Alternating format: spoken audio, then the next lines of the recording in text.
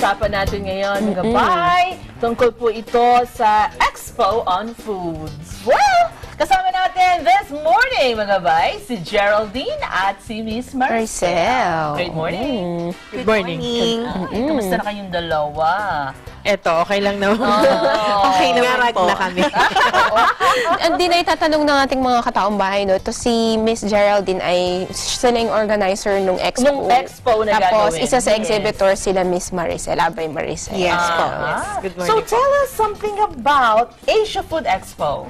Well, Pero actually, teka muna, ano ba Dalawang yan, no? events Yes, na. dalawang events Opo. to. Oo, okay. back-to-back po kasi yung show Back to namin. back na ganyan, no? Di ba concert yun?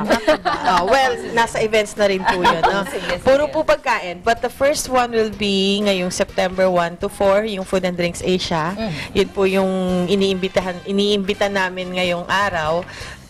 Ito po ay more on finished products, food products, franchising, and for grocery Asia yung allied services, meaning yung mga gagamitin ng mga gustong mag-business na sinusupply na rin namin. It's all within the show. Ayun. So like if gusto mong humanap ng product for distribution, gusto mong ibenta, meron kami. Yung mga new to the market, and then franchising, meron po, and then also yung the items, the equipments that comes along with the business. So, for example, food, cart. Yes. Ba, gusto ko ng siomay or mga siopaw-siopaw.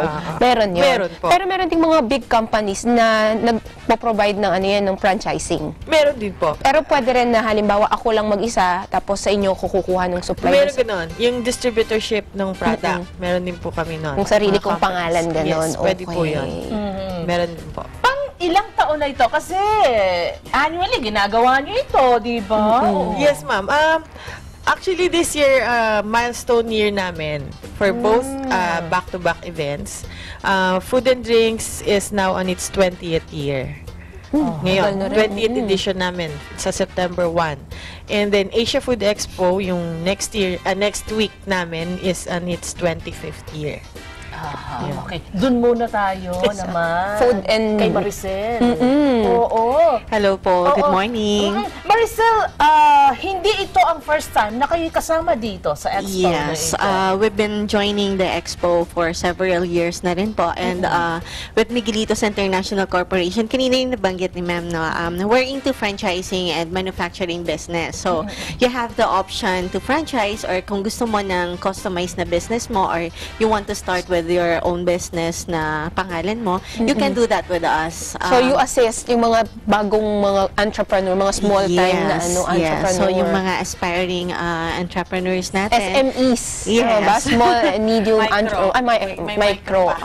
Wow, meron pa pala. Yes po. So, they have really the option, lalo na yung mga nanay ng tahanan, if they don't have that much of capital to start with. So, meron tayong option. Marami kaming mga pwedeng produkto na pwedeng pagsimulan ng negosyo talaga. Ayun. Kaya doon sa ating mga kataong bahay na nag-iisip, ano kaya ang pwede kong simulan na negosyo sa ganitong kaliit o ganitong kalaki na kapital ko?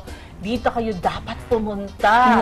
Sa expo na ito. Oo, speaking of expectations, mula doon sa mag-join dito, o gaano ba kalawak, kalaki ang inaasahan natin na makakapunta?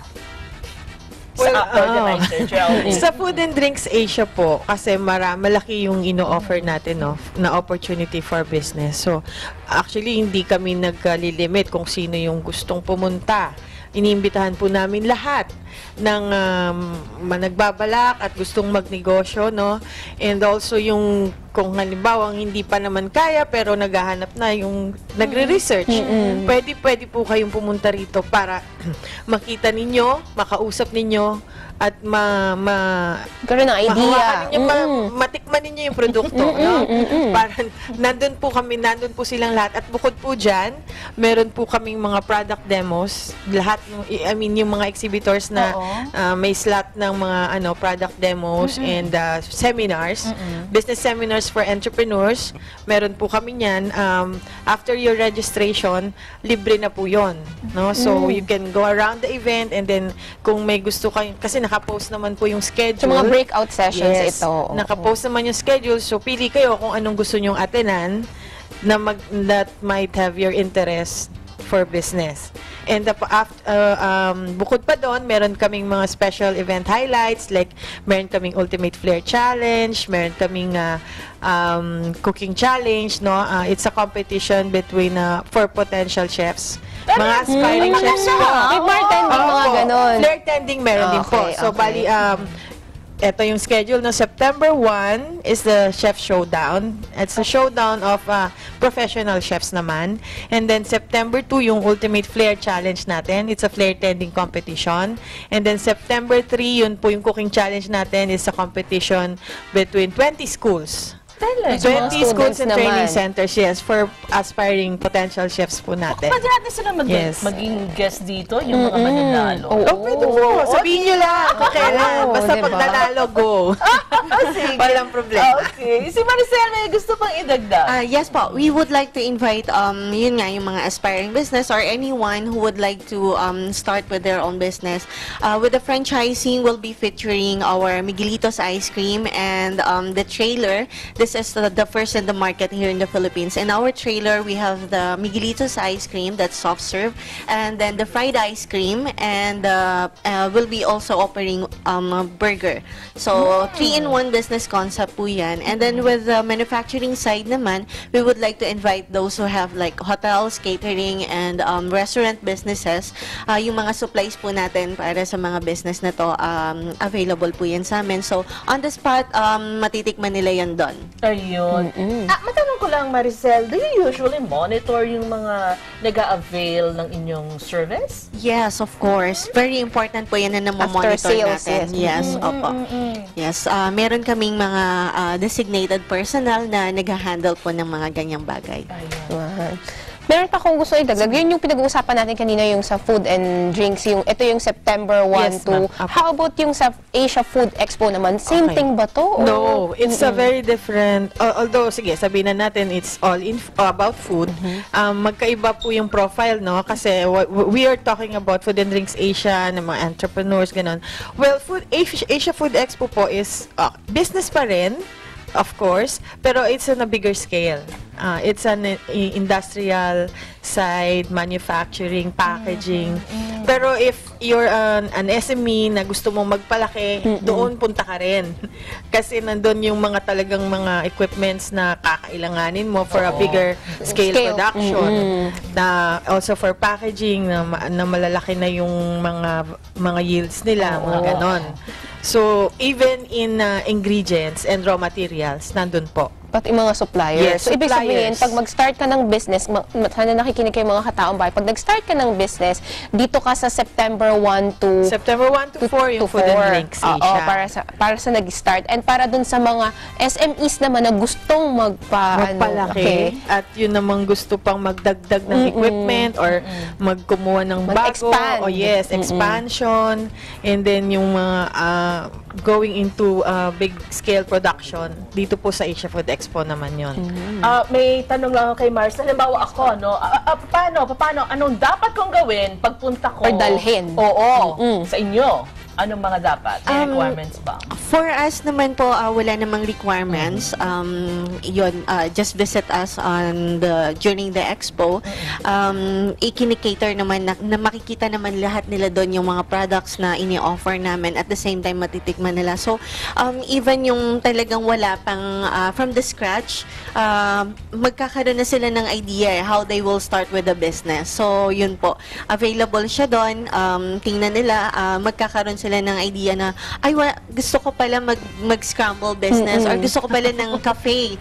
So, something like that po. Magkakaroon sila ng on-the-spot na idea na eto pala yung pwede kong simulan. Pasukin. Business. Yes, Geraldine. Bukod po kay Miguelitos, no, marami po pang mga kumpanya na... Gano'ng karami? Kasi po sa Food and Drinks, ma-mention ko lang, we have more than 200 exhibitors. We have also from the Department of Agriculture na may pavilion sila doon and also from USDA. Okay. So, maraming products kayong makikita at matitikman at madidiscover. Ayun. And also, yung mga business systems na franchising, marami din pong concepts na nandoon. Ayun. Ang dami pala. And Oo. then yung sa Asia Food Expo.